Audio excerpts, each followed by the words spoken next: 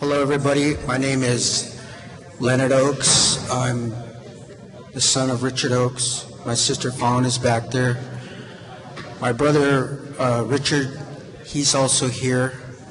The granddaughter of Richard Oakes is here. Her name is Elacia Oakes, and some of the other family. We were here on Alcatraz Island. I was here on Alcatraz Island when they took it over in '69. I was a part of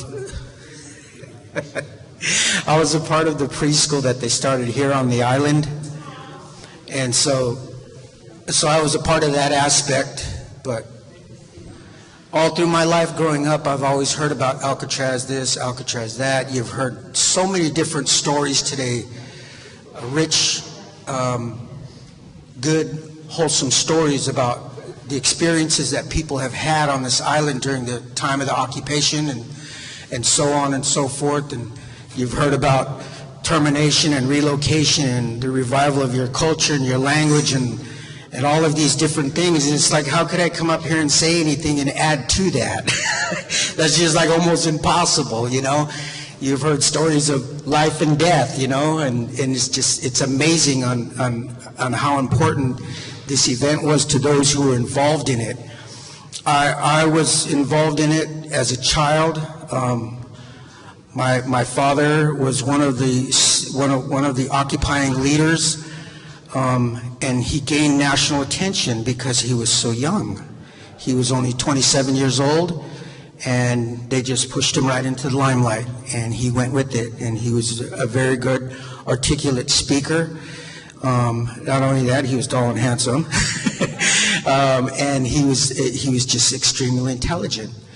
And so we associate him with the occupation of Alcatraz Island, but he did other things also. He helped with the establishment of the Yakeyama Indian Educational Center in Sonoma County, and he helped with the Pit River occupation up there. They claimed 3.5 million acres of land, and that in itself is phenomenal. A lot of people want to take some of this stuff away from him sometime, but you can't. It's there, and it'll always be there. As I began to grow older and learn more about this occupation, I found out there's so much to it, you know, that you could just run with this thing if you really want to. I personally, I try to kind of stay away, you know what I mean? I don't really want to get out there for whatever reasons. But anyways, that's besides the point. The thing that strikes me the most is there's the spiritual aspect of things, and then there's the educational aspect of things. And the thing for me is to make those both harmonize, because you can't have one and then not have the other, or you're going to have chaos. You have to have both of them. And all of these men and women that came here today and spoke, you can hear that in their voices and in their speech and the way they talk. And I really enjoy listening to older men and women talk about things, because it's like, I don't know, there's just something about that, just hearing them speak the experiences that they had about whatever it is. I don't know, it gets me for some reason. But through this whole occupation thing, the things that I've learned are really interesting to me, because I didn't know anything about termination. I didn't know anything about relocation. I didn't even know I was an Indian. I didn't know I was Native American. I didn't know any of these things. I didn't know I had my own language. I didn't know I had my own religion. I didn't know any of these things. I didn't know who I was and what I was. I was just here.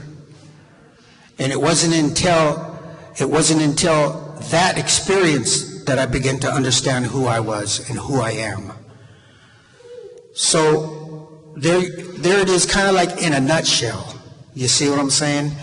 it's a learning experience for me. I don't think I'll ever stop learning from this experience. My father, he's associated with this island because he became one of the speakers, one of the leaders. I grew up with names like Belcourt, Treadell, Means, Banks, Peltier, since I was a little boy. I grew up with these names. And I remember one time my mother was getting the Akwesasne newspaper, and she would get the newspaper. I picked it up and I read it, and they said, they arrested Leonard Peltier and threw him in prison for whatever they charged him with. And I thought, wow, and it's still going on today. The struggle and the fight is still going on. And I don't know, how you feel about it, but it just seems like it's not going to go away. It's not something you can sweep under the rug. It's not something you can just push aside and ignore it.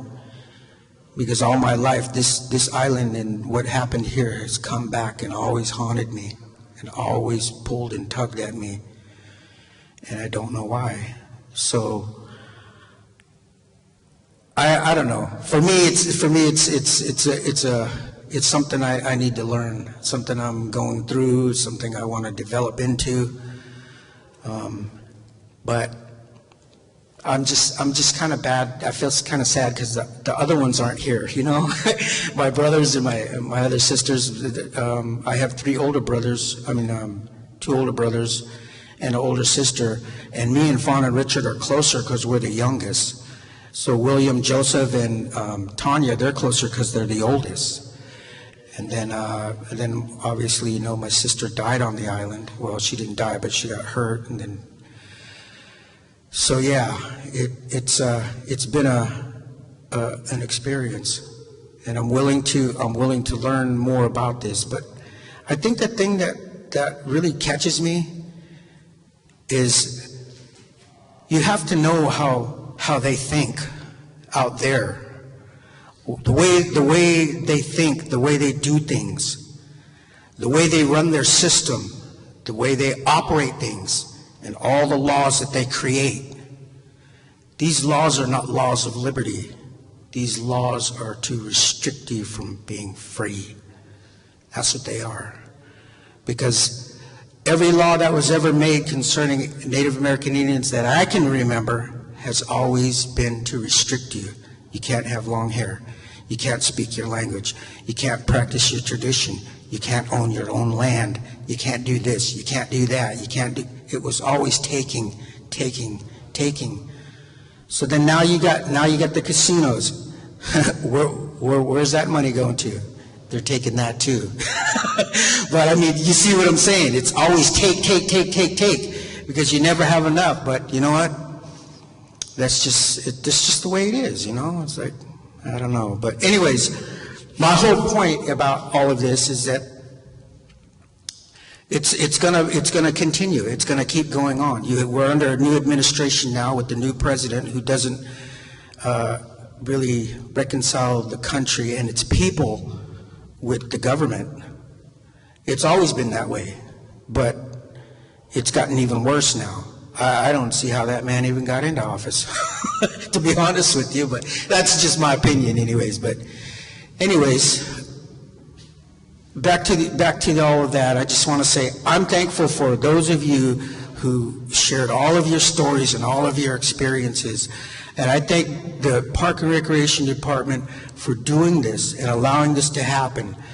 And if it wasn't for Alcatraz, there's things I wouldn't even know. I didn't know that the BIA originally was in the Department of War. I didn't know that. I had no idea. I didn't know that the BIA was under the War Department. That's crazy. The Bureau of Indian Affairs. Why is that? Because we're prisoners of war. Okay, I get it now. But, then I didn't know, So, anyways, I'm here just for this explicit reason to represent my father, because it's been told to me in past time that they've forgotten about him and that everyone has just did their own thing about what they're doing, which is good. You're supposed to do that. So that's why we're here. That's why the family's here. We're here to represent him. We're here to keep his name alive. We're here to keep his ideas alive. We're here to keep his dreams alive, whatever those are, just like all of you are here for the same reason. To keep the dream alive, to keep all of these things alive. And so that's why we're here. We're here to keep his memory alive, because he died at a very young age. He died, I believe he was 31. He was shot and killed. The man who shot him and killed him was let go. They let him go, and that was the end of that. And so now we don't really want to talk about that, because you get emotional when you start talking about the death of your loved ones and stuff. And so anyways, that's why we've come here. That's why we continue to come back. And if there's anything I could leave you with, I'm just about done. I think she said 20 minutes. I wasn't going to take 20 minutes, but the thing that I would leave to those of you who are young and who would like to get involved in something like, with your tribe and stuff like that, the best thing to do is get an education. And education is something that I wish I had gotten. I never went to college. I never went to a university. And it's funny because they asked me to go speak at one. I was like, okay, you want me to go speak at a university? I'll go. I don't care. But you see what I'm saying? It's like I got courage, I got guts, and I got a little bit of brains, but that's what it's going to take, because you have to know how they operate out there in order for you to go back to your tribe and help your people. And I think that's what it's all about. It's going back and helping your people, doing something for the next generation. And that's kind of like basically where I'm at. So, and I thank everybody. I really like listening to Leonard, and I don't know why. And the other lady too. I like listening. And the gentleman here, I don't know him, but the older ones, it's just I don't know. There's something about hearing them speak. They do such a good job with that. Anyways, I'm glad to be here. So who do I give this to? Feel free to pull the plug anytime you want. So thank you.